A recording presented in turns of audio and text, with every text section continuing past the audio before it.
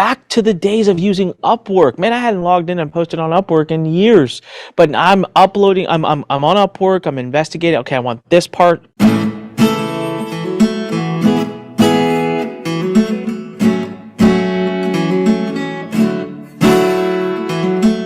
All right, so here's a backstory for everyone. So I have at home a almost 2 years old. So she's 22 months old, and I have a 4-month old. So we did the whole 2 under 2.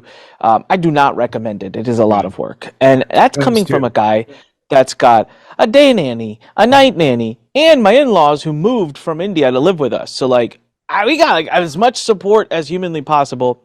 Well, my in-laws just left a few days ago, and so we're on our own right now, and it's so interesting to see. I gotta be home by because the thing is I gotta be home by 5 because my wife, she physically can't handle both of them. They're both too little, right? One needs this and the other needs this, and so I have to be home. And as soon as I get home, I gotta go to like dinner and like feed them and bathe them and put them to bed. And in the mornings, got to be up by a certain amount of time, and it's given me this genuine 9 to 5 confine. I've never had this before. Yeah. And like I literally have to function. And at night I've been getting yelled at by my doctors. Like I can, but I shouldn't do the whole 2-3 a.m. thing anymore because I need sleep because my Crohn's and my body and my health has been out of control a little bit. So it's like you need your full sleep.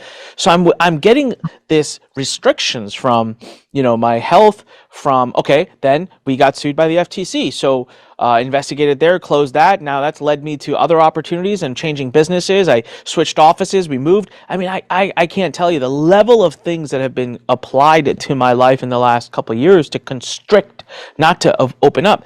Yet, I'm getting the same, if not more, done. Yeah. How is it? I forgot the name of that law. It's like Parkinson's law. Use the amount of time you're. What's it called? Parkinson's law. That one. Yeah. Yeah, exactly. You're going to use the amount of time you're given, right? So you get creative, you find solutions. I am diving into AI lately. I'm thinking about people and onboarding and systems. So for example, right now I'm trying to onboard a team to develop this tool that we're building for compliance checking, which is getting a lot of attention. It's not building nearly fast enough. I'm not technical. I don't understand this stuff, but I'm back to the days of using Upwork. Man, I hadn't logged in and posted on Upwork in years, but I'm uploading. I'm on Upwork. I'm investigating. Okay, I want this person to be able to do this thing. I want an expert in this. I want an expert in this. But I'm not just willy-nilly going around and finding experts. Here's what I'm doing. So I want to write a project brief. I want them to be empowered. I want to onboard them. So I do audios. These are audios I can make while I'm driving to my doctor's appointment or while I'm waiting for something, right? I take these audios, I use transcription tools on my phone to transcribe it. Then I take the copy paste, pop it into Claude AI, say summarize this and create a task briefing or blah, blah, blah. Now all of a sudden I'm using that dead time to make it efficient time. And I'm using that to bring on the right people, to onboard them, to then empower them to do their job better. And these are just things I wasn't doing a few years ago because I didn't need to, per se. I could just stretch myself till 7 or 8 p.m. and work longer. So I love it, man. And it takes time. So when you get these new constrictions, sometimes you're going to take, like right now, I 9 to 5. I've never had this in my entire life. I officially have it right now. It's very uncomfortable. I'm 4 days into it and I do not like it. But guess what? I'm figuring it out. Yeah. Right. Here's another example. Frankie, I had my CFO reaches out to me yesterday, says, hey, we really need to talk about something. Can we do it Monday? I'm like, I'm completely slammed Monday. I'm doing all these podcast interviews and I'm doing all this. All right. He's like, can we do Sunday? I said, can we do Sunday 11 a.m.? I can't, man. I can do Sunday 1 p.m. Why? Because the kids go to bed at 1 p.m. If you want, I got an hour at that time. Yeah. And he was like, I can't do that. I said, well, we can't do Sunday. We can't do Monday. We got to figure out a different way. Turns out we don't need to do a call. He can send me a Loom video. So it's like, all right, we just save the call off the schedule. So it's crazy, but you figure it out if you're committed to it. It's going to be uncomfortable for me for another week or so, and I'll figure it out. And I'll realign my systems, and then I'll just be all the more blessed for it because now I know for a fact that I'm there when my kids wake up and I'm 100% there when they go to bed. So it's good. I think it's a good thing to have all these constrictions. Yeah, it's definitely, I relate to the uncomfortable, but it definitely dials up the efficiency. I love what you said about the dead time. I've actually, I wouldn't to varying success rates, but I speak 4 different languages. And one of the things I learned from a guy who teaches how to learn it, he says it's all about the dead time. You're standing in line, like, learn a word, right? You can't learn the single language in a leap and bound, but you can learn a word while you're in line. You can learn a word while you're on the toilet. You can learn a word while you're waiting for that Zoom meeting to start or whatever. And that's so much of it to me is you start to like really use that dead time. I wanted to kind of shift gears here because there were two things I wanted to hit on in particular, and then we're going to get into the FTC compliance stuff because we probably, as I mentioned, I probably have the most uncompliant group of people in the world, but obviously don't want to get sued by the FTC. And we're going to talk about ways to actually sign clients without it. But I wanted to talk to you about creating courses. So we have a lot of folks that have contemplated this idea of maybe I should create a downsell. And I would love to just hear your thoughts on how you create courses, any sort of tools, resources, anything you recommend in there that you have that can help folks, because I think this would benefit a lot of people, and it's super easy to deliver, especially for people who can't afford your $3,500 a month thing or whatever it is you're selling. To still be able to serve them in a way that benefits them. So I'd love to just hear anything you have to say on that. Yeah. So, again, a little spoiled in this arena because I think the last time I probably created a course on my own, including just the whole outline and creation and everything, was probably 12, 13, 14 years ago. But lately I am doing a lot more things on my own, especially in the compliance world. And I'm telling you guys, if you're not using AI, then you're really missing out, and you need to play with it. Now, I'm in the middle, okay? I'm not quite there yet where I'm like, I'll just let AI, like, I'm not going to prompt ChatGPT, be like, write me a course about social media, thank you, Yeah. and then just go turn around and try to sell that. I'm not there yet, but here's where I am. This is me, okay? And other people may be different. I love, and I cannot stress this enough, I love doing brain dump audios. I've always loved it. For 20 years, it's been something I love doing. So put on a Bluetooth, put my phone somewhere, pace around my office or pace around a room, and just talk. So what I do, first thing I do when I want to create a course is, what's the topic, of course, right?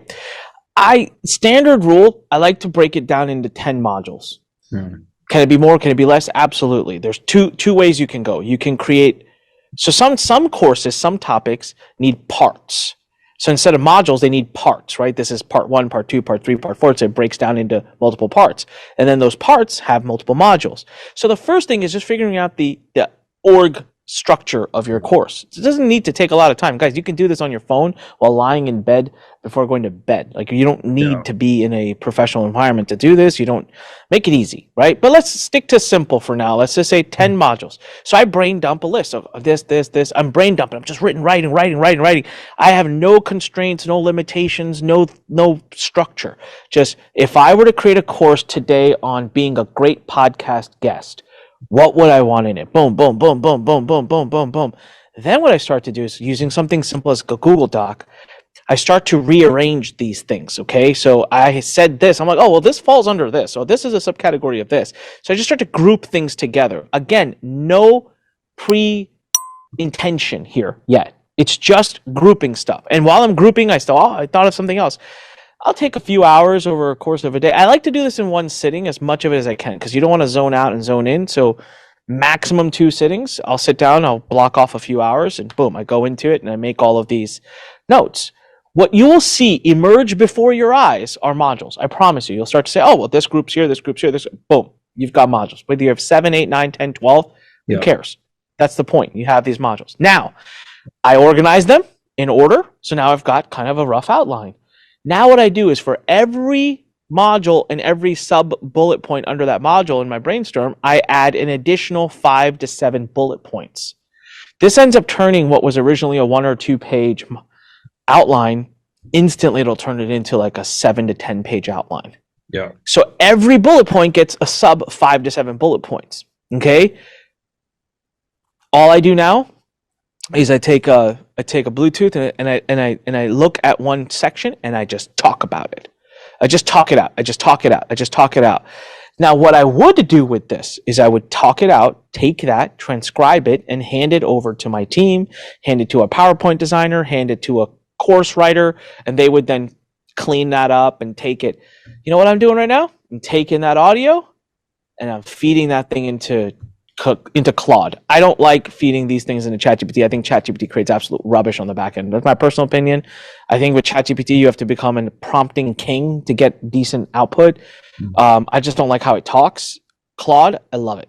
So I take that whole thing, pump it into Claude, and I say, turn this into, organize my thoughts into a proper outline, organize this into a proper whatever, create, give me the PowerPoints, slide titles with 5 bullet points per slide.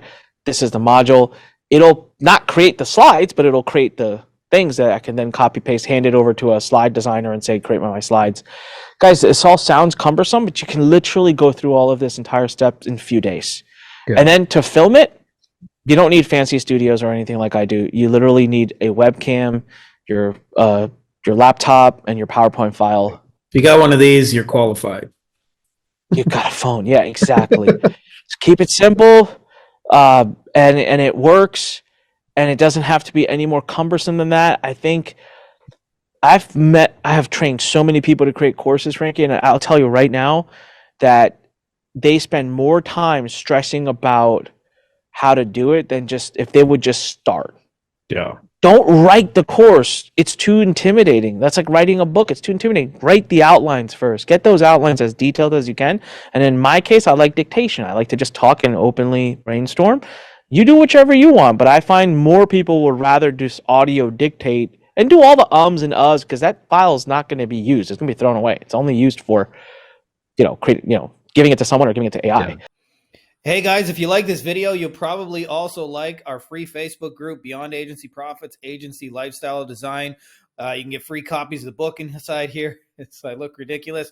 We're doing weekly Q&As, giving answers to all your questions. Some of the best, smartest, brightest people. We've got lots of industry leaders doing 7, 8 figures and beyond. It's a literal who's who of the brightest agency owners that I know, as well as lots of tips on scaling and stuff, books that work. So if you're not already part of it, you're going to want to be part of it. So make sure to click the link. I put it in the description of the video as well as in the pinned top comment below. So just scroll down and you can join, and it's totally free.